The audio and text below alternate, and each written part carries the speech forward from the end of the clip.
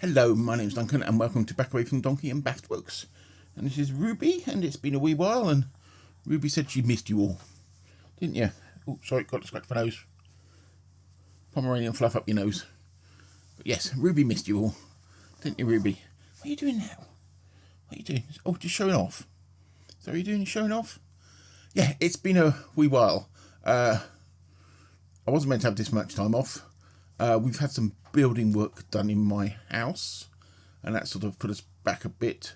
If you see something weird over there, that's part of it. It's a mobile hoist, because we had some changing in the tracks for my wife's ceiling hoist, and that was a temporary thing while that was being done.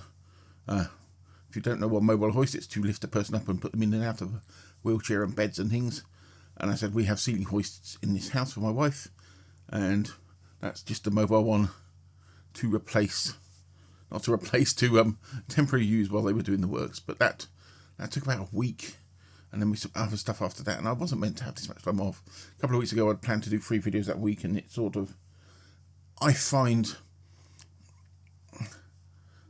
the longer off I have, the more disconnected I come from YouTube. I've not really looked at anybody's videos. I've not really been looking at YouTube for the past few weeks. I've also got some projects that I'm doing for myself. One of them is I am building a server, a home server for myself, and that's been taking a bit of my sort of free time up as well. So, but I want to get back to the books. I'm rambling, sorry. Yes, I'm going to talk to you in a minute about the books I've read for the past sort of 4 or 5 weeks. Also got another video that's going to be coming out after this one, which is about my blog has moved from its own domain to Substack, which is due to a few things I won't tell you here now, because otherwise I'll spoil that video and nobody will go and see it. But I've missed talking books, people.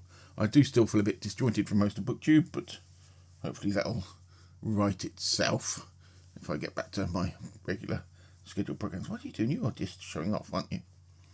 So yes, so that's about it. I also will have a book haulie video probably in the next few days. I'm just waiting for one more book to arrive, which is just some bits I picked up over the past month or so, and I've got a couple other videos planned, and there'll probably be at least one of those this week. I'm not going to plan both of them anyway, but I need to get my piece of paper, which for some reason I have put out of my reach. Okay, Ruby has let me get my piece of paper, which is all the stuff that I've read. I'm going to put that down there so I can have a quick glance down when I need to remind myself what I read. I'm not sure what I've mentioned in my last few videos, what I read. So I'm probably going for them more in sort of chronological order, and I'll put little pictures up there or there, and you can have a look at what you see. So one of the first things I read was We Are Legion, We Are Bar by Dennis E. Taylor. And I know lots of people love this book and love this series of books, and I enjoyed it, but it started to grate on me a bit, and it was a lot of sort of pop culture references, and I think it could be just because I read Ready Player One a couple of months back, and that really did grate on me. So that could be that. I will probably continue with the series at some point, but I quite enjoyed it. It didn't blow me away, but yeah, it was fine. This is damning with faint praise. I don't mean it like that, but I enjoyed it. But those bits were sort of grating on me a little bit. You don't want to sleep there, are you? Okay, next I read was by Kurt. How do I say that? Soymac, Donovan's Brain. And this is part of Gavin at Genre Books' 100 Years of Sci-Fi. Secret. Sci-fi existed before 100 years ago. I may have a video on that coming soon. But anyway, and he's reading all these books, and one of them is Donovan's Brain. And I am going to do a video on this at some point. I've got to speak to Gavin to find out what if he wants to do one with me, discussing with him, or what, before I plan that one out. But I really, really enjoyed this book. It's a lot more disturbing than I expected, and it was a really, really good read. So yeah, that's Donovan's Brain. I have the film, which I don't think I've ever seen. My friend was saying there's loads of body part ones because Donovan's Brain, you can go The Man with Two Brains, a Steve Martin film, where he keeps quoting that Donovan's Brain is his favourite film. There's about 3 or 4 of these films, and I might do them all at once, but if I do, I'll tell you. Next I read, This is a bit of a long title. Why You Should Read Children's Books Even Though You Are So Old and Wise, by Catherine Rundell, who's I think she's English children's author. And it's what it says on the tin, and it's really it was more of, only about 70, 80 pages it was.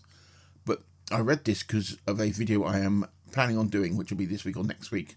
Depends which one comes first. Which is a sort of response to another, well, it's not really a totally response, but it is from a video that I watched probably a month or so ago that got my hackles up a little bit. But it's just interesting. I'm not going to sort of respond to them or have a go at them, but yeah, you know what I mean. And the next thing I read was, what are you doing? This is not helpful. Probably you can't hear me properly because you're in the way of the microphone as well. Next thing I read, Mysterious Railway Stories, edited by Patrick Williams, which is a pseudonym if I remember rightly. And this is just a fun little collection of stories sort of based on railways. We had some Charles Dickens. There's a really interesting Frederick Brown one at the end. There was Robert Bloch's one as well. So really interesting sort of collection of stories.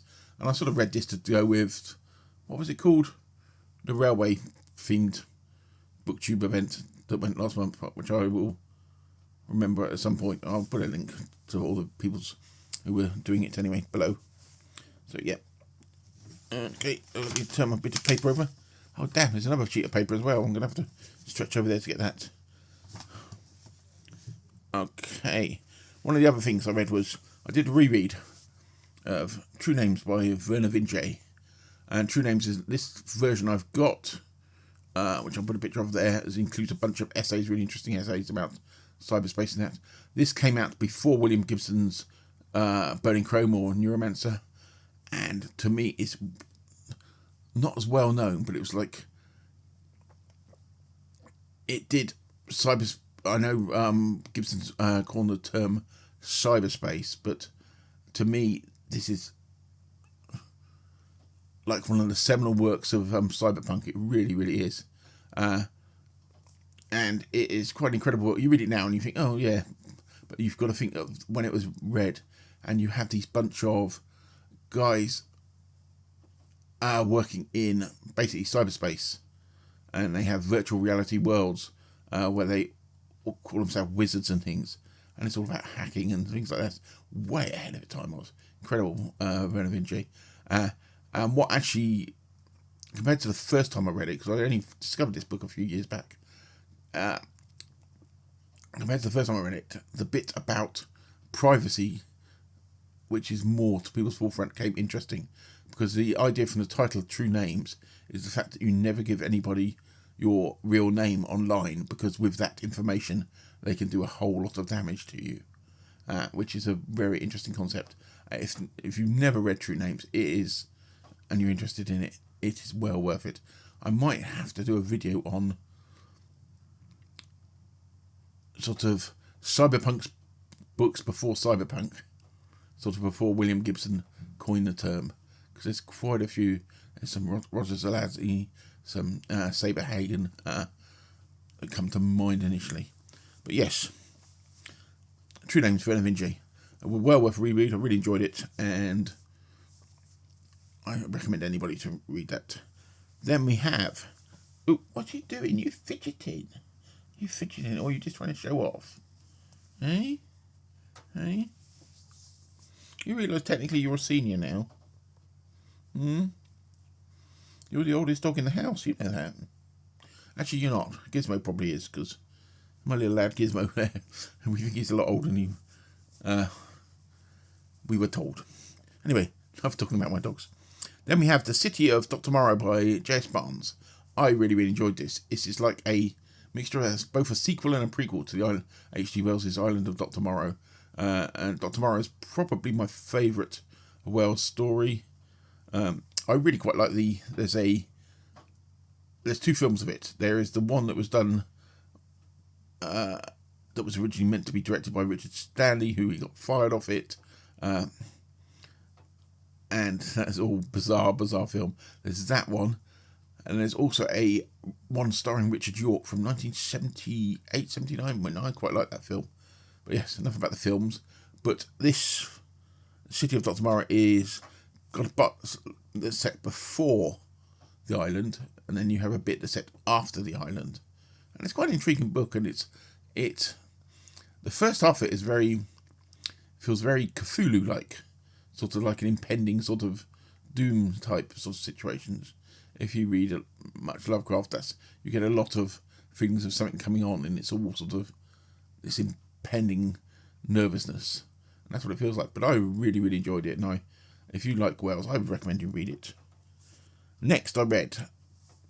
My next read was The Wall by Gautam Bhatia. Hopefully I've not murdered his name. Sorry, this is part of my selection of books that I'm doing, trying to look at different perspectives. He is a Indian writer, philosopher. I think is he a philosopher? I can't remember all his background. I'm going to be doing a separate video on this. This is a science fiction book that reads very like a epic fantasy, and it's this city that's had this huge wall built around it, and there's like levels of people, which I assume is meant to represent like Indian castes in some ways, sort of a metaphor for those. And it's about this one group of people who want to, we go through this sort of cliche of a young group of people wanting to burst out of this thing. But I really, really enjoyed it. It is a very interesting read. The prose is beautiful at points, and I really, really enjoyed it. I will be doing a separate video on this. There is a sequel to it called Horizon, I think, and I'm on the bridge about actually reading it, which sounds weird, even though I enjoyed this one.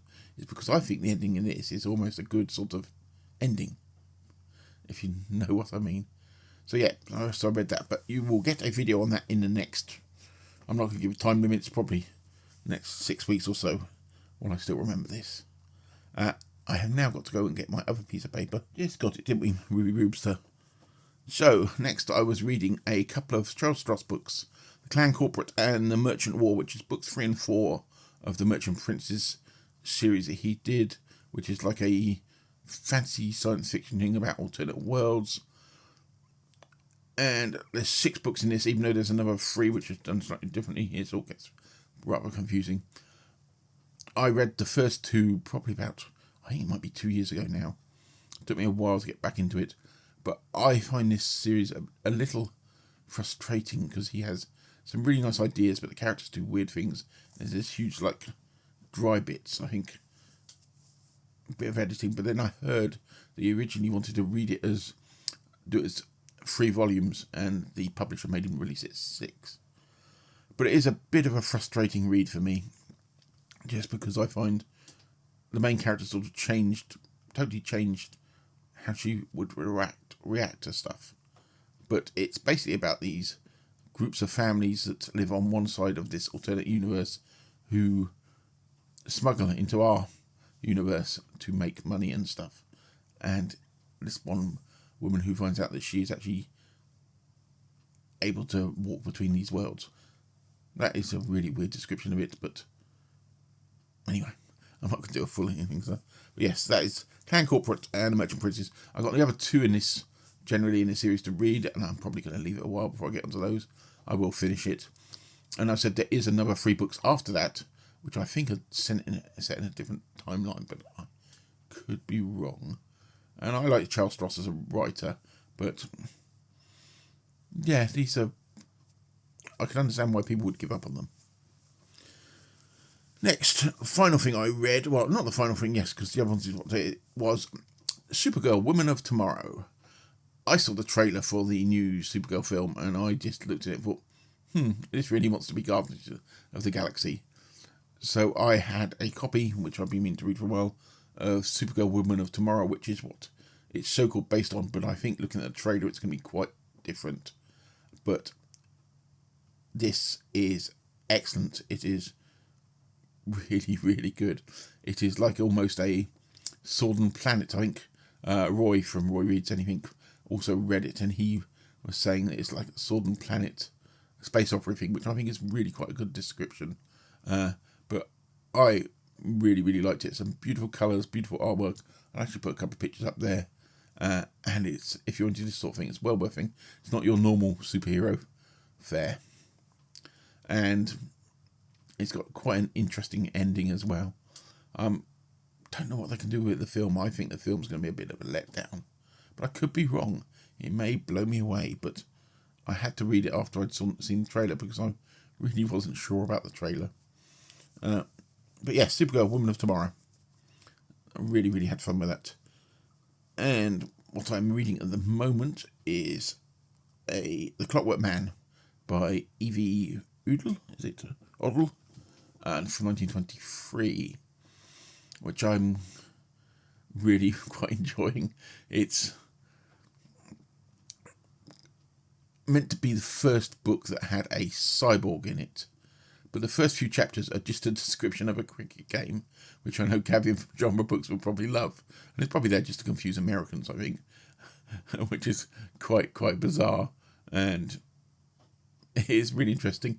I'm about halfway through it at the moment, so I'll probably finish it today, but I'm going to do videos on this and some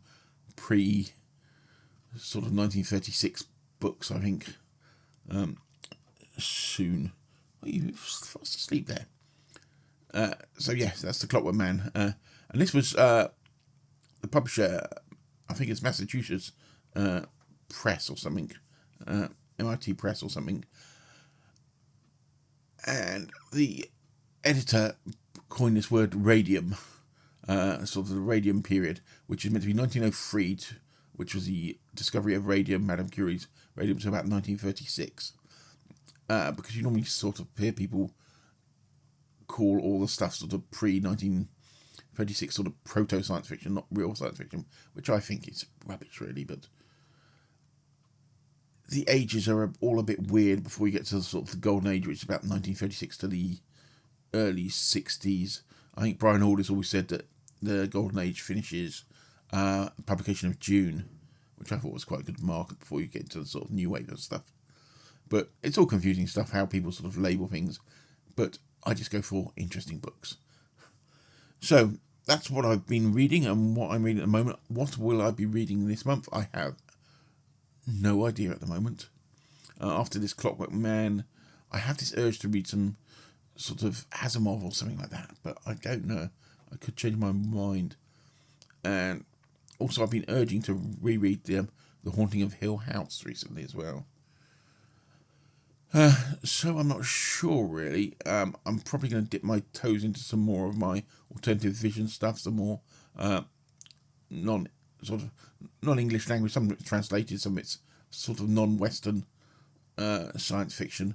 I've got a few more Indian ones I was looking at and a couple of others. I might do some short stories, but I do not really know. Any suggestions what I should read? Please put them down below. So yeah, so that's about it for my update. I said, hopefully I should slowly get back into normal production. God, look at her, she's just fast asleep here. Oh, you're woken up now, I moved you. Yeah, hopefully I should get into new production soon. If you want to contact me, there's my Discord server that's quite quiet at the moment, but links down below. And also my Substack, which is where I do bits of writing, which up there at the moment is a piece I've written on The Duel by Joseph Conrad. And this was that I was doing a video of it, and I did load of recording, loads of editing. I spent hours editing it, and then I came to the conclusion the video was never going to be any good, so I scrapped it. But then I did all this research, so I just put that into a written piece that I put up on my Substack. And if you've done bottom, my Substack, there's no nothing's behind a paywall. I think paywalls and stuff are the sort of worst thing ever to happen to all this stuff at the moment. Paywalls and memberships, I'm really not a fan. But yes, none of my stuff ever is. So you can go up to Substack, you can subscribe to my Substack, and you will get all the stuff. There's nothing behind any sort of paywalls. But yeah, that's me. Little Ruby there, who's still asleep. I'm going to do another quick video after this, so she will probably appear in that. So if you catch that one, she'll probably be in the same position. But thanks for watching, and sorry this was a bit of a rambly one. Hopefully there'll be my normal stuff coming later in the week. And so, bye for now.